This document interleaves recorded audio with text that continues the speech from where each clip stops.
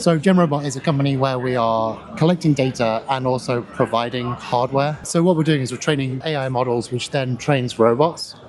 So we've got what is effectively the end effector for a robot, so a robot gripper. But we've added a human element to it, so the human is using this to pick up objects, like so. What we do is we get thousands of hours worth of data, which we then plug into the AI model, and then we put our robotic end effector gripper, and then that will be able to interact with the world just like the human would. So it's a different approach to training robots. Is this a consumer product? This is more of an industrial product, so this is B2B. We've got about 400 or 500 of these in people's homes at the moment, doing basically picking up trash, folding clothes, picking up vegetables. I just had a great idea. Wait, could I sign up to be like a AI gig worker and train the system? That's basically what this is. Really? So we have to talk to our business lead because a lot of this is done in China and South Korea at the moment. That's why we're at CES, because we're trying to get into different markets as well. Chinese homes are a little bit different to US homes, so it's good to get a whole world view of this. It is basically AI gig training. That's what I'm seeing. Could I try it? Or could I? Maybe that one. Is it? So it's not heavy at all. So it's basically a little camera on the front. So it's got 3 cameras on there. Stereoscopic, so we can see things in 3D. It's got a wide angle, so we've got like a good reference data. It's got traditional IMUs, which means it's got positional data in 3D space. And it's got electronic skin on its fingertips.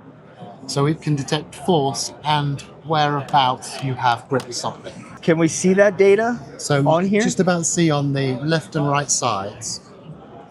Okay, let's see if we can pick that up on the camera. That orange. It can see that I've gripped the object, right? And now it's showing nothing. You can see quite a high spot. Yeah, look at that. How cool. So it's got something like 500 individual points of contact, and they're each recording pressure data. Does it record how hard I'm squeezing this trigger? No, it just records how hard you're pressing on the object. Okay. That is so that the robot knows how hard to grip this object. Does it record the data where I'm like lifting it up, like my hand's trying to reach it? Like yes, it's recording trajectory data. Okay. That's what we would say. Can I mess it up? No. Everything is good. This should work out of the box. The idea is we ship it to a person's home. They pick it up, they fold clothes, they pick up trash, they move vegetables around. They upload it to their Wi-Fi, it uploads to our system, and then we build a bigger and bigger AI model from this. Amazing. And it will know more about the world. Okay, I thought of a question for you. Okay. I want to know, at what point are we recording? So, do I have to tell it that we're recording? This is not recording. So if you look around the front here, there's a little blue button there. Okay. We've done that so that we can click it, and then you'll see that at the very top there, we start recording. Okay, cool. Wow. This is so that you don't accidentally leave it recording, right, and record things that maybe shouldn't be uploaded to the internet. How much does something like this cost for a business? So this would be about $3,000 for a unit. Wow. And are these different versions? Like, what is this? So this is a different version for more kind of pinpoint details. Okay. This one is still in kind of design development stage at the moment. So this is for like more fine motor control. Right. Where we're looking at smaller objects. Right. Applications for these are things like in-home use. We've talked about that. But also assembly lines, pick and place, fruits and vegetables. We've got some being used in a lab as well for handling dangerous chemicals. So a person would do it with safe chemicals like water and stuff. Right. And then be like, hey, robot, now do it with the dangerous chemical, where you don't actually want to be near it. Sure. That's really useful. The website, is that something people have to subscribe to? So you don't have to subscribe to it. There is open source stuff. That's generally for home use. Like, once in your home, how are you picking up objects? Right. Then there'll be like private servers. That's for more like industrial level stuff, where you want to keep your stuff, where you keep your activities kind of secret. Like you can subscribe and get a bit extra. Who owns the data? Does GenRobot.AI own the data? Generally, yes. But if you're using a private server, then you yourself will be owning it. Could I use this device to train a robot that I have? Yes. That's cool.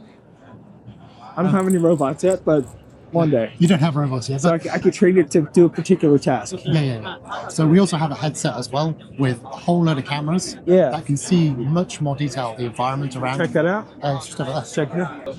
Yeah. So this is the headset, which you can also get with it. This has got 6 cameras all the way around. This is going to capture the environment around you. Really good for like home use. Basically, turn it on. Now this can see around me. It can't quite see behind me, but it can definitely see where my hands are. So if I've got 2 of these as well, and I'm performing my task, tying shoelace, picking up bags, whatever, this is going to be able to give really accurate positional data. So down to less than 1 centimeter. So a couple of millimeters accuracy to pick up an object.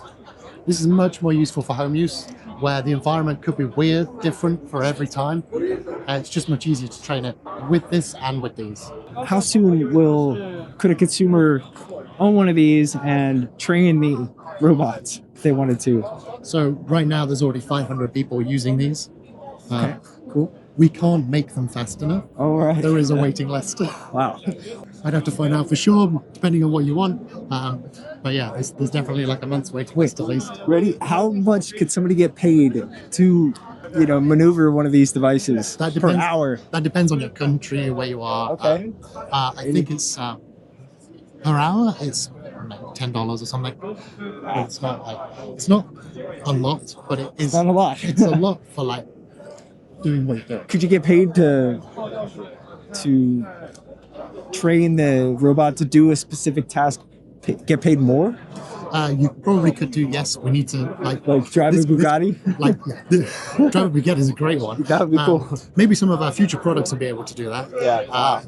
But this company is like 6 months old. Wow. So we are like growing and expanding all the time. Oh my God. So we need to add those things to our repertoire. Cool. Thank you so much. And you said, Luke, you're the lead designer. Yeah, my name's Luke Stevens. I am the lead designer for these products. Yeah. Thanks for talking to me. Thank you, Luke. Real quick, wanted to show you their website. This is GenRobot.AI. They have a really cool demonstration on here of what their products look like in 3D. If you wanted to check that out and explore it for yourself, you can just see that right here. You can also see a video of the type of data. Here are the indicators on the left and right side I was showing you guys from the tactical sensors on the handles. So here's the headband we were looking at also. And if you want to get in touch with them, check it out.